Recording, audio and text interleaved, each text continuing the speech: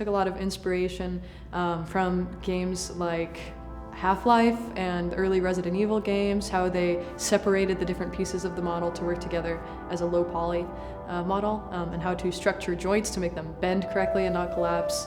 I also took some inspiration from Team Fortress 2 for the proportions and character design. Another part of this project was the color direction, how we were going to mesh this like spooky, kind of unsaturated, creepy world, a dark forest, and make our characters stand out a little more from that. So we had established kind of a dual tone color palette, which I think turned out really nicely.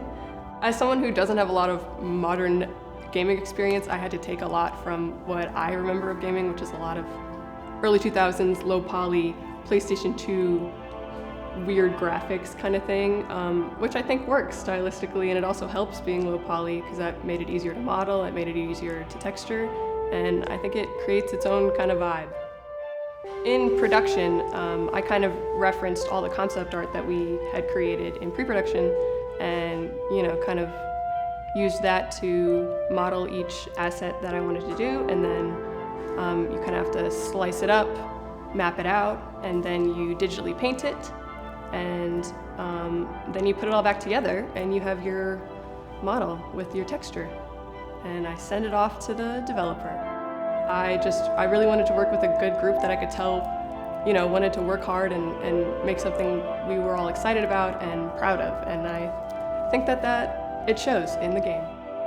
One of my main inspirations and goals going into this game was really to create a world that really captured its fantastical elements. So how I captured that was really with the use of synthesizers as well as a regular plethora of pianos, strings, low foghorns, something that really built up the world.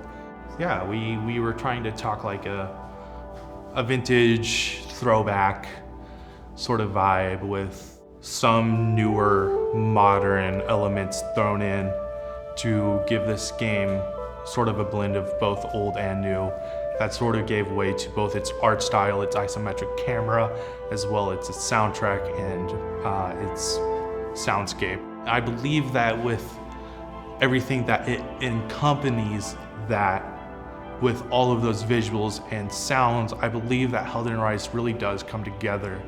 I wanted to do this project because I love working in narratives and with sounds, and so I really wanted to find a project that I could work with sound. And video games was something that I didn't do a ton of work in before. I've done a lot of films, so it was really exciting to do something different.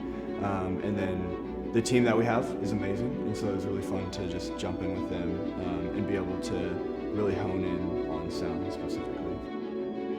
Kind of what I do is I make sounds that don't exist, or I create sounds from a lot of other sounds. So I'll compile little clips of certain sounds and I'll put them together to make one different sound.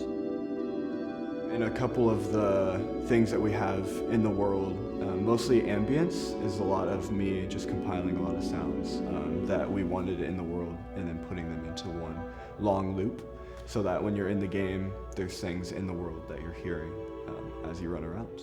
I've always had a passion for game development, and I wanted to bring that to the project that we were working on. My job is to get everyone's work and combine it with logic. The logic being the code that I write in Visual Studio. So I get music from the music guys, I get art from the art department, and then I bring those into the engine. I make them compatible with what we're running, and then I combine them with the logic that I've already written, and then we sort of test and iterate through that until we have something fun and playable.